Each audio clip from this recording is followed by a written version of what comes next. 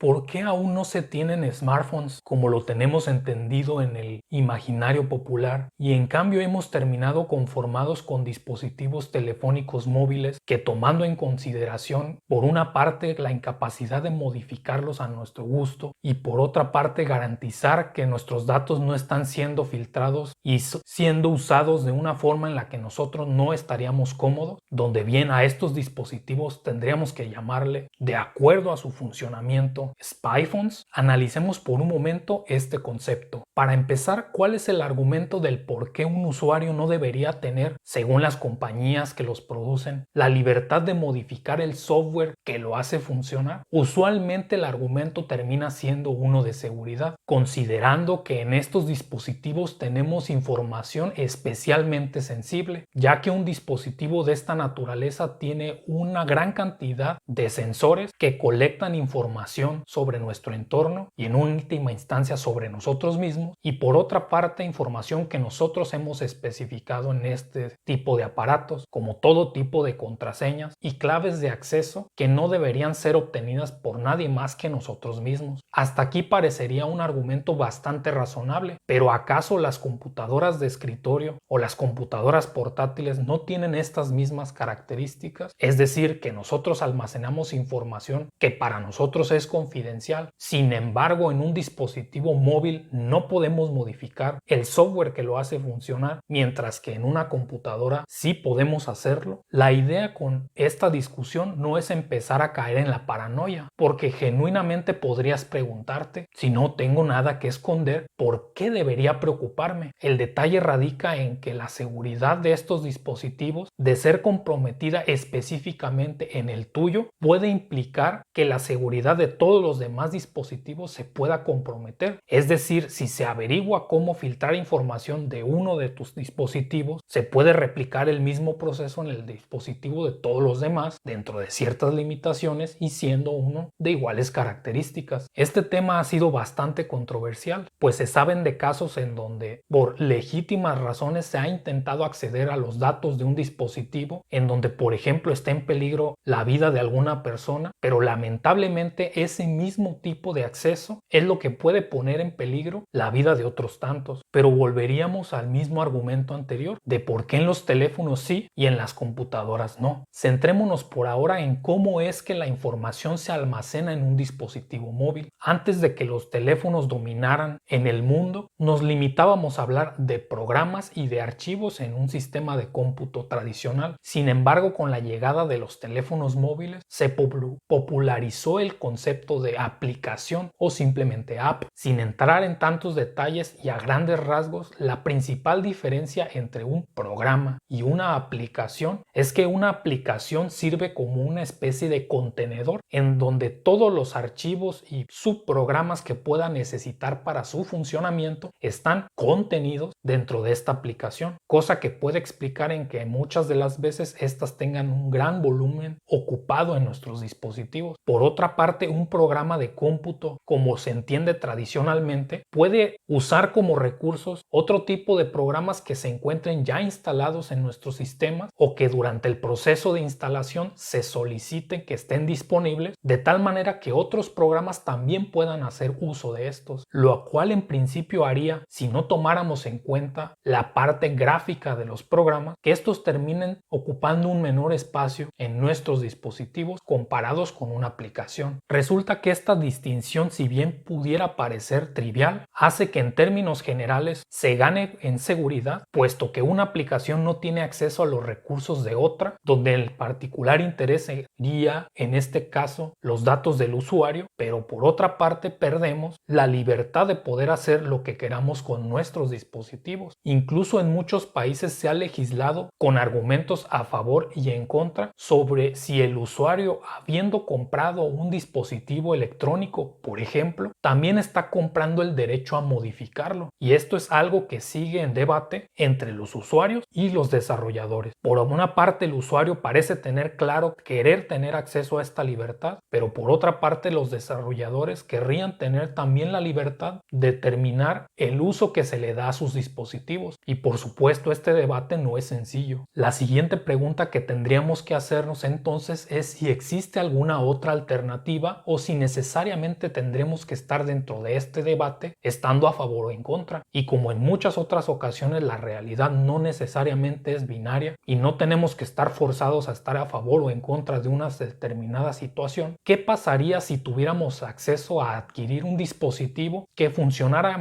genuinamente como nos gustaría definir a un smartphone? Un dispositivo móvil inteligente, podríamos convenir por el momento que sería un dispositivo en el cual, una vez adquirido, podamos modificar por completo a nivel de hardware o a nivel de software. En otras palabras, lo que querríamos sería un dispositivo como una computadora que simplemente sea de la forma de un teléfono inteligente. Este tipo de dispositivos existen actualmente. ¿Puedo tener una computadora que sea del tamaño, la forma y con la funcionalidad de un teléfono inteligente? La respuesta es que sí. Este tipo de dispositivos han evolucionado a partir, en la mayoría de los casos, de compañías que se dedican a fabricar computadoras de una simple tarjeta, conocidas como Single Board Computers, en los que eventualmente pudieron fabricar un teléfono como al que sí podríamos estar acostumbrados y que, curiosamente, así como sucedió en las etapas